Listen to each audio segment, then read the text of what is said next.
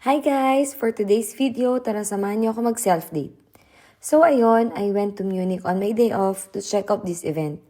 Nalaman ko to from my head nurse at since matagal ko na nga talagang pangarap makakita ng real-life cadaver, book agad si Mima ng ticket.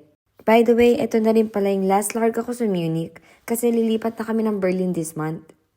At dahil maaga pa nga ako sa schedule ng ticket ko, kinain ko na nga muna yung baon kong cereal. After breakfast sa labas, pumasok na din agad ako sa loob. At dahil solo nga lang ako, kaya selfie mode lang ang carry ng Mima nyo. Grabe guys, bungad pa lang ng exhibit, ibang level na. Nakaka-amaze makita yung laman loob natin.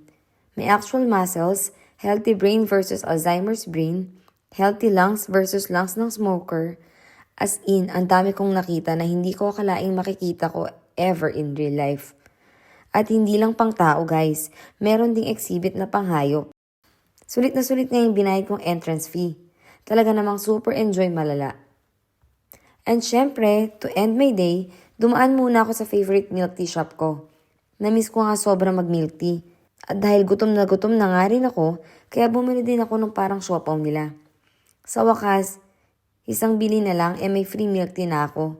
Sakto bago umalis, makakalibre pa ako ng milk tea. At ito na nga yung in-order ko. Talaga namang kinain ko na din agad at gutom na nga kasi ako. Literal na sarap ako sa siopaw nila na perfect match sa sriracha. So ayun, obvious naman siguro na super na-enjoy ko yung solo date ko, di ba? Minsan talaga worth it na i-treat natin ang sarili natin para makapag-relax din naman kahit papano. Hindi lang puro trabaho. Enjoy din. Kaya guys, this is your sign. Date yourself na. Bye!